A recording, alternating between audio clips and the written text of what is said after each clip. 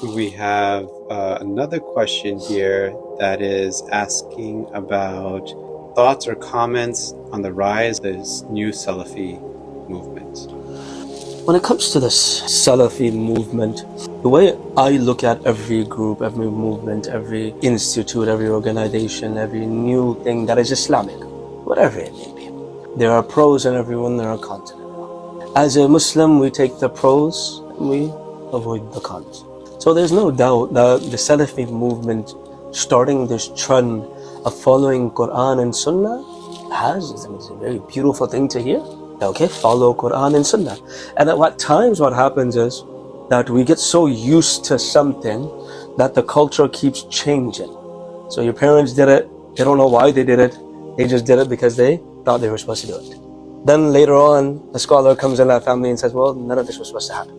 So we need to go back to Quran and Sunnah, because the sources are Quran and Sunnah. So this idea of following Quran and Sunnah, they are sincere in their intentions. We don't deny that. Maybe they are sincere in their intentions of following Quran and Sunnah.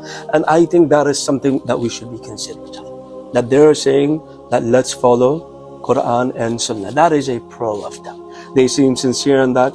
Ideally, as a scholar at least, the lay people should follow the scholars. But as a scholar, we do need to say, okay, am I following a ruling because it's based off of Quran or Sunnah? Or am I following a ruling because this is what I was just told to do or I thought was correct? Depending on obviously who told us. So this idea of following Quran and Sunnah, there's no doubt that this is amazing and very important. We all aspire to follow the Quran and Sunnah, inshallah. We hope to live our lives in accordance to the teachings of the Quran and Sunnah of the Prophet sallallahu alaihi wasallam. Hadrat Shaykh Zakaria rahmatullahi alayhi, the author in the Musannaf of Fadal A'mal, he says that why should I call out, and he writes it in his autobiography, he said, why should I be upset with Ahl Hadith? Why should I be upset with them when they have the good intention of saying follow Quran and Sunnah?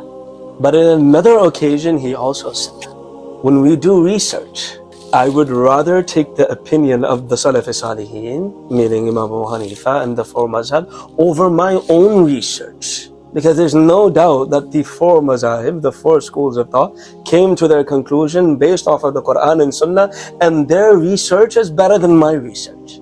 So it's a very balanced answer if you think about Hadrat Maulana Zakaria rahmatullahi alayhi, who's written many books of hadith. In our subcontinent, he is known as Shaykh al-Hadith. When you say Shaykh al-Hadith, it generally refers to Hadrat Maulana Zakaria rahmatullahi alayhi. So there are pros for it.